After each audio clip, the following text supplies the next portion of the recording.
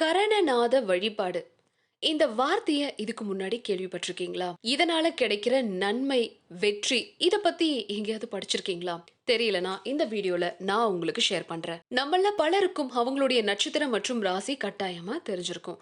ஒரு சிலர் தங்களுக்கு நடக்கிற தசா மற்றும் புத்தி வரைக்கும் தெரிஞ்சு வச்சிருப்பாங்க. ஆனா கரணநாதன் அப்படிங்கிறது பலருக்கும் தெரியாத ஒரு விஷயங்க. ஒருவேளை ஜோதிடர்கள் தெரிஞ்சு வச்சிருக்க வாய்ப்பு இருக்கு. ஒருத்தருடைய ஜாதகத்துல ராசி, நட்சத்திரம், லக்னம் எந்த அளவுக்கு முக்கியமோ அந்த அளவுக்கு கரணம் அப்படிங்கிறது ரொம்ப முக்கியம். கரணங்கள் அப்படிங்கிறது ஒரு நாள்ல வரக்கூடிய திதியில அரை பகுதின்னு சொல்லப்படுது. மொத்தம் 11 வகையான கரணங்கள் இருக்கிறதாவும் சொல்றாங்க. நம்ம பிறக்கிற நேரத்துல ஒரு கரணம் நடப்புல இருக்குங்க.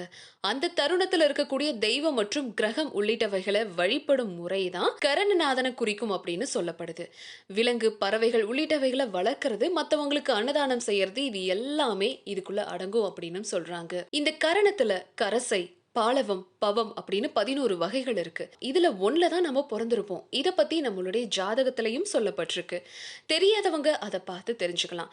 அந்த கரணத்துல ஒரு கிரகம் அதிபதியாவும், குறிப்பிட்ட தெய்வம் மற்றும் விலங்கு, பறவை இதுவும் குறிப்பிடப்பட்டிருக்கும். இவைகளை வளர்ப்பதன் மூலமா அந்த கரணநாதனையே வழிபாடு செய்ய முடியும்.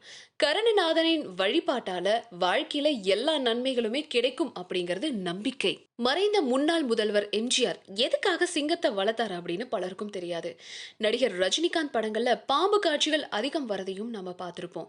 சிவகார்த்திகேயன், விஜய் சேதுபதி உள்ளிட்ட நடிகர்கள் வண்டலூர் உயிரியல் பூங்காவுல சிங்கம் மற்றும் புலியை தத்தெடுத்து வளர்க்குறாங்க. இது போல விலங்குகளை தத்தெடுத்து வளர்க்கறது எதுக்குன்னு தெரியுமா? இதுதான் கரணநாதன் வழிபாடு அப்படின்னு சொல்றாங்க. அடிமை பெண் திரைப்படத்துல வரக்கூடிய சிங்கத்தை எம்ஜிஆர் வளர்த்து வந்திருக்காரு.